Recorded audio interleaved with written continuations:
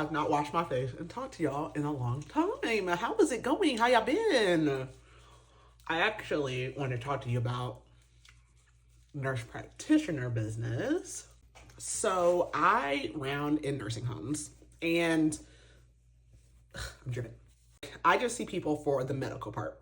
My coworker sees them for psych. I'm almost done with my psych degree, but I don't, and after seeing her struggle with that, I don't want that.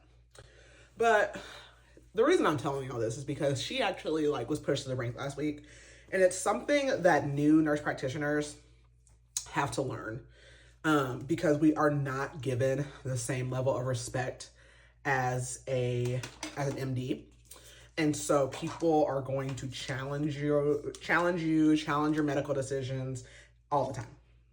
So she's dealing with psych, and these long-term care facilities are specifically psych gear. So one facility is completely psych and the other one is 90% psych. And the one thing I will say is, yes, things are a little out of control.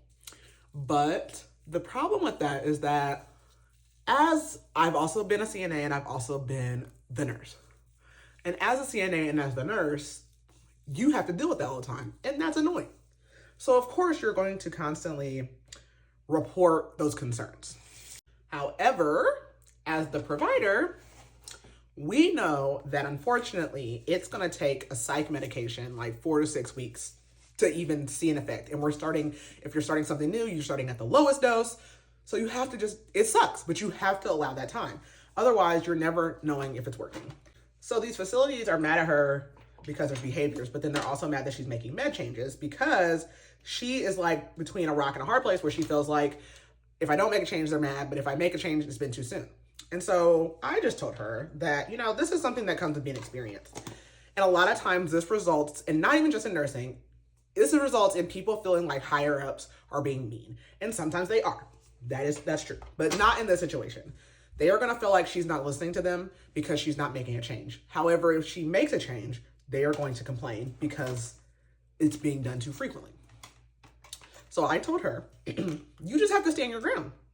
Yeah, I made a med change. I'm not going to reevaluate it for a minimum of 4 weeks, period. Unless they are significantly declined, which at that point, they probably need to go out to medical inpatient or psych inpatient.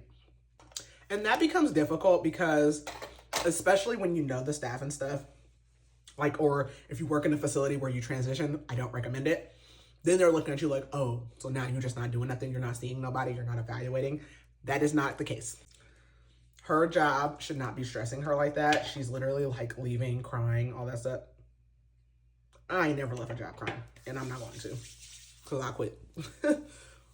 I just told somebody today. I told my therapist today, I said, when the job stops perking, it's time for me to get to moving. Because I'm here for the perks of the job. I'm here to do my job and go home. And unfortunately, too, you have to be that way a lot of times.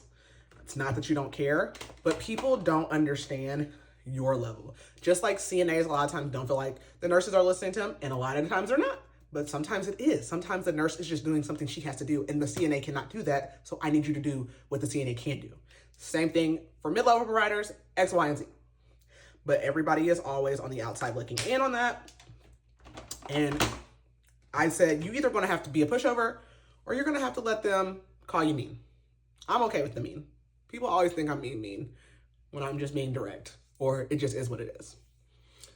So this is just a message for people wanting to become a provider, an NP or a PA, because an MD would never, ever be dealing with all this slack. And even if they were saying all these things about him, especially if it's a him, they would never, ever even say it to his face. Ever. Just know that you are always going to have that hurdle to jump.